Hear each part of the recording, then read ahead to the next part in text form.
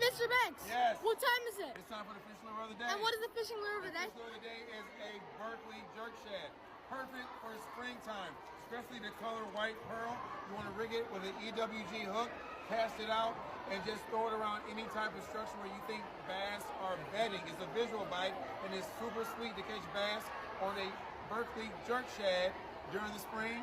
So if you want to catch bass like me, get you a Berkeley jerk shad and have some fun. Yeah!